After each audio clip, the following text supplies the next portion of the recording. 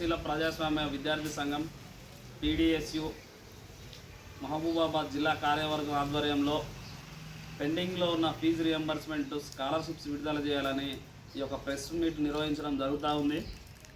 తెలంగాణ రాష్ట్రంలోకి అధికారంలోకి వచ్చినటువంటి రేవంత్ రెడ్డి ప్రభుత్వం ఎలక్షన్ల ముందు విద్యారంగానికి పెద్దపీట వేస్తా అని చెప్పినటువంటి రేవంత్ రెడ్డి ప్రభుత్వం ఈరోజు పెండింగ్లో ఉన్నటువంటి రియంబర్స్మెంట్ కూడా విడుదల చేయకుండా విద్యార్థులను అనేక రకాలుగా ఇబ్బందులకు గురి చేస్తున్నటువంటి పరిస్థితి ఈ యొక్క తెలంగాణ రాష్ట్రంలో కొనసాగుతూ ఉంది.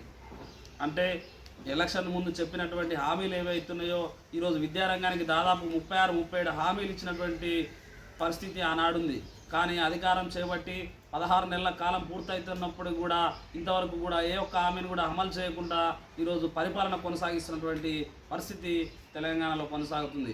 కాబట్టి ఈ పెండింగ్లో ఉన్నటువంటి రియంబర్స్మెంట్ స్కాలర్షిప్స్ దాదాపు 8,000 కోట్ల పైచిలకు పెండింగ్ బకాయిలు ఉన్నాయి.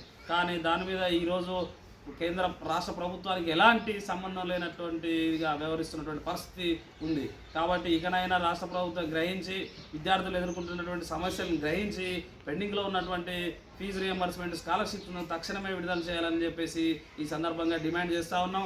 దీనివల్ల విద్యార్థులు ఆ రోజు డిగ్రీ అయిపోయినటువంటి విద్యార్థులు కావచ్చు, పీజీ అయిపోయినటువంటి విద్యార్థులు కావచ్చు, బీటెక్ అయిపోయినటువంటి విద్యార్థులు ఈరోజు తమ సర్టిఫికెట్లు తీసుకోవడానికి కూడా ఇబ్బంది పడుతున్నటువంటి పరిస్థితి ఉంది. ప్రైవేట్ కాలేజ్ మేనేజ్మెంట్లో ఏమని చెప్తున్నాయంటే మీకు ఫీజు రియంబర్స్మెంట్ రాలేదు కాబట్టి మీరు ఫీజు కట్టిన తర్వాతనే మీకు సర్టిఫికెట్లు ఇస్తా అని చెప్పేసి అనేక రకాలుగా ఇబ్బందులకు గురి చేస్తున్నటువంటి పరిస్థితి ఉంది. కాబట్టి విద్యార్థుల సమస్యలు పరిష్కరించాలని చెప్పేసి అదేవిధంగా పెండింగ్ బకాయిలు విడుదల చేయాలని చెప్పేసి పీడీఎస్యు ఈ తరపున మేము డిమాండ్ చేస్తూ ఉన్నాం.